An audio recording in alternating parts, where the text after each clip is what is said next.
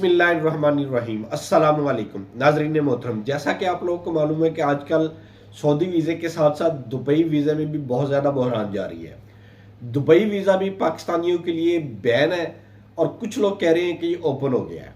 इन चीज़ की वजाहत आज हम आपके साथ करने जा रहे हैं कि दुबई वीज़े का एक्चुअल स्टेटस क्या है। आज हम आपको वर्क वीज़ा दुबई का और विजिट वीज़े के बारे में मुकम्मल अपडेट करेंगे। ये वीडियो आखिर तक देखिएगा। उससे पहले हमारे चैनल को लाइक कर दें, सब्सक्राइब कर दें और इस वीडियो को शेयर भी ज़रूर कीजिएगा।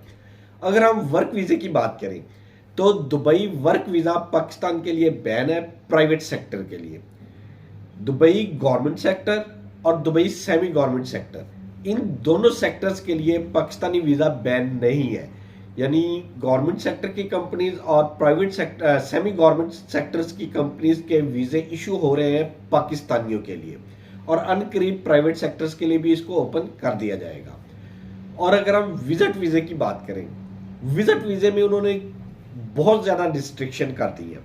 रिस्ट्रिक्शन आपके साथ शेयर करते हैं।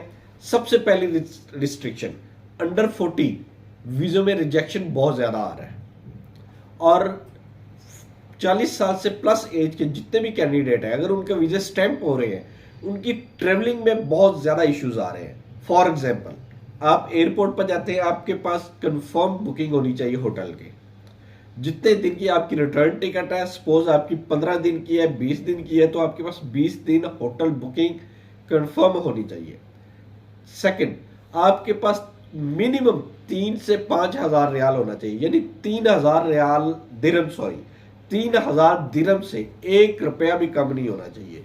ये है वो शराइत जिनके साथ आपको बोर्डिंग पास जारी किया जाएगा। इन चीज़ों के बगैर आपको बोर्डिंग पास नहीं जारी किया जाएगा। विजिट वीज़े में जो अजला मुलव्वस थे कि जिनको ब्लैक लिस्ट किया गया है, इस वक्त उनको कतई नज़र उस चीज़ के, वो समझ ले वो शर्त इस वक्त वेव ऑफ हो चुकी है। 40 ईयर्स या फैमिलीज जा रही है, मियाँ बीवी, बीवी बच्चे, बहन भाई, इस तरह की सिचुएशन में ग्रुप में वो वीज़े लग रहे हैं, वो अंडर 40 भी लग रहे हैं। लेकिन सिंगल पर्सन का वीज़ा स्टैम्प दुबई गवर्नमेंट की तरफ से नहीं किया जा रहा। लेकिन आपको पता है कि पाकिस्तान में जालसाज लोग दुबई में भी, पाकिस्तान में भी हर वक्त मौजूद होते हैं। वो डन बेस पे ट्रिपल कीमत पे कुछ लोगों को ये वीज़े लगा के दे रहे हैं। ये उन लोगों के साथ ज्यादती होती है जो वीज़े मैक्सिमम पे कॉस्ट करके लगवा भी रही है, और फिर वहां पे जाके इनको क्राइसिस का सामना करना पड़ सकता है। ज़रूरी नहीं कि आपने वीज़ा लगवा लिया, आपकी रिस्ट्रिक्शन के अगेंस्ट, आपके पास रिक्वायरमेंट भी पूरी हो, आपको बोर्डिंग पास मिले, फिर भी आपको डिपोर्ट करने के चांसेस बहुत ज़्यादा है। ये बात जहन में रखनी है। ज़्यादा पैसे दे के वीज़ा नहीं लगवाना। रिजेक्शन की अगर हम रेशो की बात करें तो 70% वीज़े दुबई के रिजेक्ट हो रहे हैं।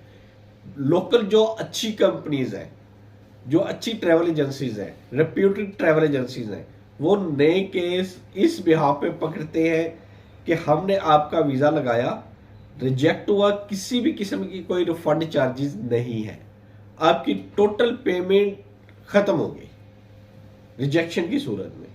अगर तो कोई इस तरह का रिस्क लेता है तो वेल एंड गुड, अदरवाइज वो भी काम खत्म कर दिया जाता है, वो केस ही नहीं पकड़ है। लेकिन जो फ्रॉड एलिमेंट्स हैं, उन्होंने करना ही कुछ नहीं, उन्होंने आपसे पैसे लेने हैं, ना ऐसी रिस्ट्रिक्शन बतानी है, ना आपको गाइड करना है, आपसे पैसे लेके खत्म कर देना, आपको एक लेटर थमा देना, जी ये ले आपका रिजेक्ट हो गया। और ये वो लोग हैं जिन्होंने करना ही कुछ नहीं है, सिर्फ आपसे पैसे ले लेने, अप्लाई भी नहीं करना। तो इन तमाम चीज़ों से मुताहत रहना आपने।